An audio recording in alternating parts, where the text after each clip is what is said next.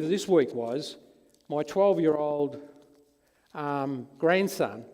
I was preparing a message because we went down to Melbourne, and I was preparing a message, and he noticed what I was reading. And so he wanted to know a bit more about what I was reading. So I was able to have a real good conversation with him and talk to him about things. And there's a particular line in there I had to put into my message. And he says, "You make sure you use that one, Granddad. I think that one's important." Now, to be quite honest, he didn't have a clue what it meant. But I said, "All right, I will put it in." But the beauty was that he was interested in what I was doing. And part of it was to stay up a bit later. He was always interested in what I was doing when he had to go to bed. So, but that was all right. I didn't mind that. The beauty was that we taught him how to pray in my conversations. I said, "Right, I will finish off in prayer." And by the end of the week, the second week, he was praying first. He was leading the prayer. So whether it goes in, it's a seed that's been planted, and hopefully God will water it down. Keep planting, keep watering it so that it'll grow. This morning we're continuing on with the book of John. Now we're skipping a section. I think Sam was bringing the beginning of chapter 2, talking about the turning water into wine. But unfortunately he couldn't do that, and he'll be bringing that a bit later on. So we're going on to the second half of chapter 2, where it's Jesus is going in and cleansing the temple. And let me read the verses that I'm going to read on this morning. We're going from chapter 2, verse 12 to 25. After this, he went down to Capernaum with his mother and brothers and his disciples. They stayed there for a few days. When it was almost time for the Jewish Passover, Jesus went up to Jerusalem. In the temple courts, he found men selling cattle, sheep and doves, and others sitting at tables exchanging money. So he made a whip out of cords and drove all from the temple area, both sheep and cattle. He scattered the coins of the money changers and overturned their tables. To those who sold doves, he said, "Get these out of here. How dare you turn my Father's house into a market?" His disciples remembered that it is written, "Zeal for your house will consume me." Then the Jews demanded of him, "What miraculous sign can you show us to prove your authority to do all this?" Jesus answered them, "Destroy this temple and I'll raise it in 3 days." The Jews replied, "It has taken 46 years to build this temple, and you are going to raise it in 3 days." But the temple he had spoken of was his body. After he was raised from the dead, his disciples recalled what he had said. Then they believed the scripture and the words that Jesus had spoken. Now, while he was in Jerusalem at the Passover feast, many people saw the miraculous signs he was doing and believed in his name. But Jesus would not entrust himself to them, for he knew all men. He did not need man's testimony about man, for he knew what man was in a man. Okay, so Dan's going to do hopefully I don't have to keep turning around. I put it all on PowerPoint. I was quite proud. I got this all on PowerPoint. And then Dan tried to put it on his computer and he says, "What vintage is this?" So he had trouble putting my version of PowerPoint on the computer. So I'm real tech savvy, I can tell you. All right. The clearing of the Gospels is mentioned in all 4 Gospels. Matthew, Mark and Luke mention it at the end of the Gospels, and John mentions it at the time. John mentions, it's only in John that it's recorded that Jesus is used as the whip and the overturning of the tables. However, some theologians believe that because they're also similar, that they might be the same event. And the authors put them into their books to suit their own narrative. Others suggest that there are 2 separate occasions, one at the beginning of Jesus' ministry and one at the end of his ministry. John was the last of the disciples to write his book.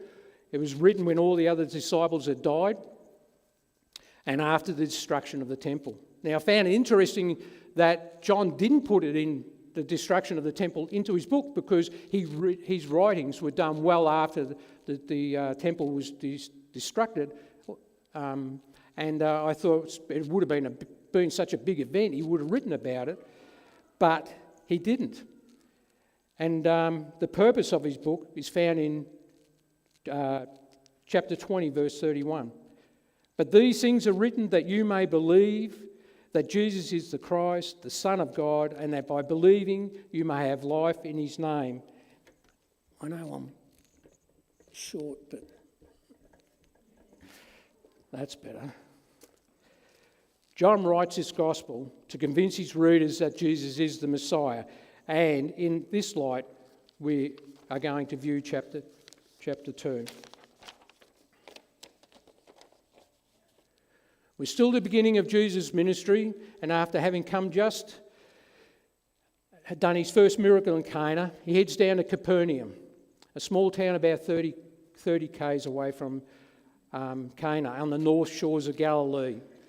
Now it's interesting that to go down, the Sea of Galilee is below sea level, so it's a steep decline down there. And he does that with his mothers and his disciples, and they stay there for a few days. And then they realise it's Passover, time of Passover, so they need to make the trek up to Jerusalem, which is back up again. And Jerusalem's on a hill, which makes it even steeper to get to. So it's a long walk. It takes them about 3 days. It's about 80 k's away. And all Jews are required to attend the Passover once a year, and it's to celebrate the exodus of the Jews coming out of Egypt. No one can be certain about the numbers that attended, but according to Josephus, a historian back in the first century, approximately 1 to 1.5 million people attended the Passover each year.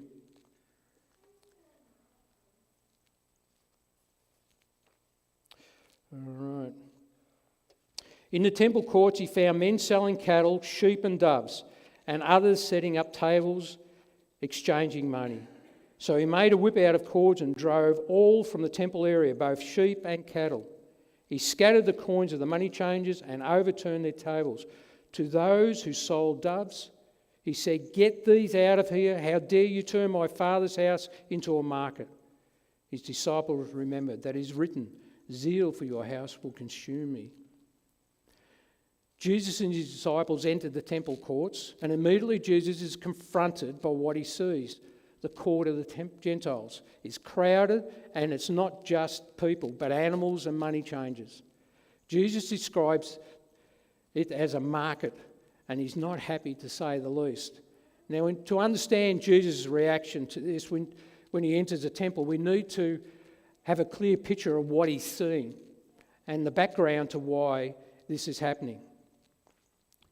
Herod's temple. First of all, let's look at the temple courts. The temple courts were the outer surrounding areas of the temple itself. The Temple Mount is an area of about 30 acres. To give us some perspective, that's about 6 times the size of the MCG. Not the oval, but the entire facilities of the MCG. 6 times. Picture that. It's huge. I'll give you another perspective. Our daughter has 50 acres up the road here. And this is 30 acres. And I've walked that property quite a lot. So 30 acres is quite a vast area. The entire area is paved, and this temple building is approximately in the centre. And it sits on a mountain, the same mountain that Abraham was to sacrifice his son Isaac, which added to the sacredness of the location. The temple's surrounded by smaller buildings. Then we have the open areas called the courts surrounding the buildings. And finally, we have the colonnades or the portico surrounding that area as well. Now, the building's made up of several buildings. The first of all is the Holy of Holies, and that's where God resides. As we know, there's a big curtain there that separates it from the holy place. And this is where the priests come to tend to the tables and all the different things in there. And then we have the court of priests. This is reserved for only male priests. And that's where the altar is, but for the burnt offerings and the bronze basins for the washing. The court of Israel, a narrow area accessible only to the ritually pure Jewish men. where they get offered sacrifices. Then we have the court of women. Now this is the furthest or the closest the women could come to. And it's an area reserved, not reserved for them, it was reserved for any of the Jews to come to, but this is as close as the women could come to. And then we have the court of the Gentiles, which you can see covers on both sides all around the temple. This is accessible for not just the Jews, but it's accessible for everybody. It was a large area used for travellers from far and near to worship God of the Jews. In Jesus' time, the temple is being reconstructed by Herod. Now, Herod's interest in reconstructing the temple is more about politics than it was about sacredness. But it's an impressive sight, and it eclipsed Solomon's temple by quite a lot.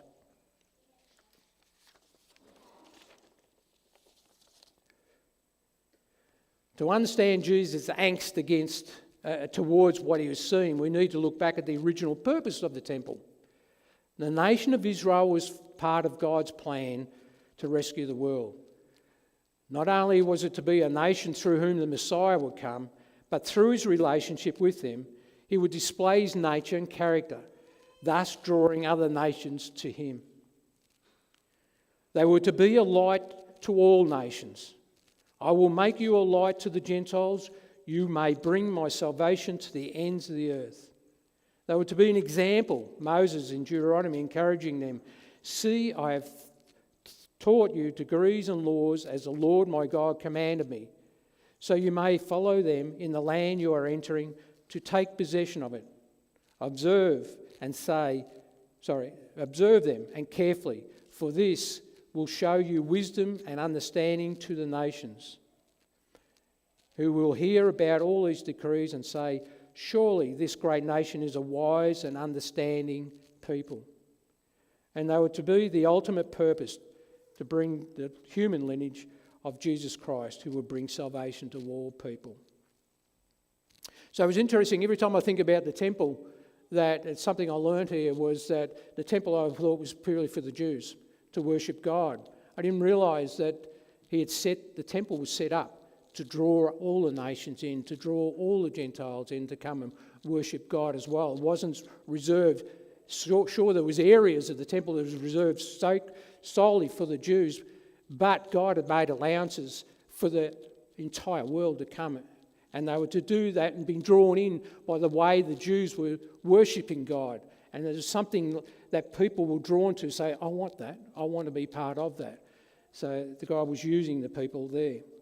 And I think I'm going to digress for a minute, I'm going off my notes, but I think that's something comes to mind, is that's the way God sees us. That we're here for his purposes, and our lives are to draw those around us towards him. And they see what we've got, they see how we're living life, and they see something special and unique about it, and they're drawn in to that. And God brings those opportunities. God established the nation of Israel and the temple. God established the nation of Israel, and the temple was built as a place where he could reside and his people could come and worship, not just for the Jews, but for everyone to worship him. God said in Isaiah, and foreigners who bind themselves to the Lord to serve him, to love the name of the Lord and to worship him, all who keep the Sabbath without desecrating it, and who hold to my account, these I will bring to my holy mountain, and give them joy in my house of prayer. Their burnt offerings and sacrifices will be accepted at my altar. For the house will be called a house of prayer for all nations. So instead of seeing a court full of people from different nations worshipping God, Jesus sees a place full of animals and the merchants doing business. The Jews are actually making it harder for Gentiles to come and worship God. On top of that, they were making it a business. And not only a business, but an extortion racket. Everyone was required to come and pay the temple tax. And all the foreigners who come from far and wide brought their coinage, but it wasn't accepted in the temple. So this money exchanges were there, exchanging money. But they were doing it at a rate that would have been considered extortion. Everyone was required to bring an animal for the sacrifice. Many people travelled far and wide to bring the animals, and to bring an animal on the journey would have been pretty hard. Not only that, they risked the animal not being perfect, because the Jewish authorities would inspect every animal that was presented, and they would make sure that it hasn't got a blemish on it.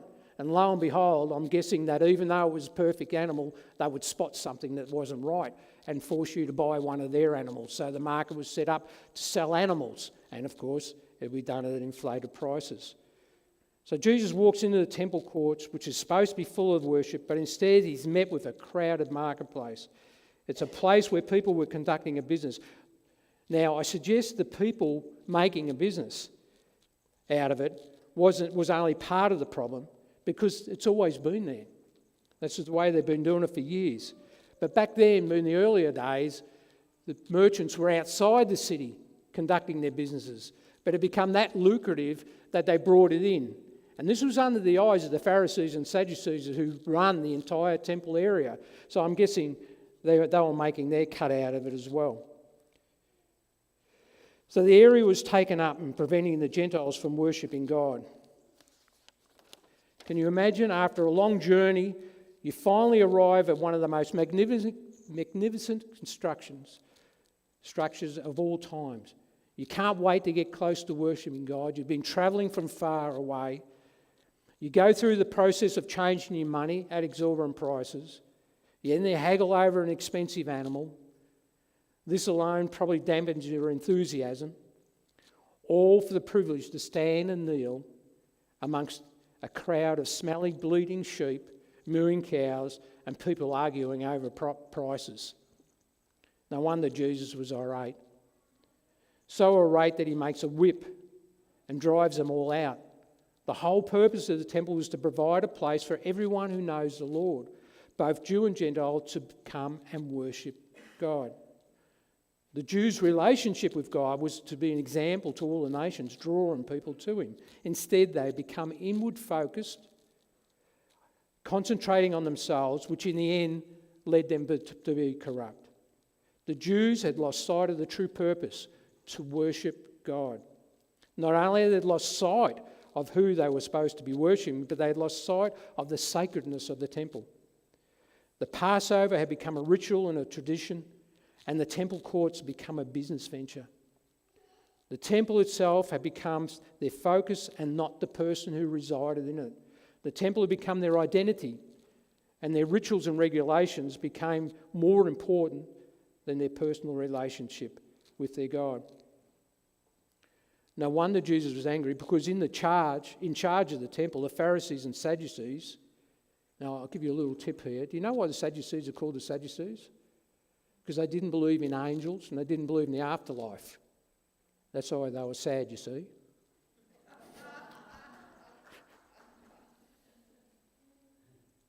I had to get that one in. All right.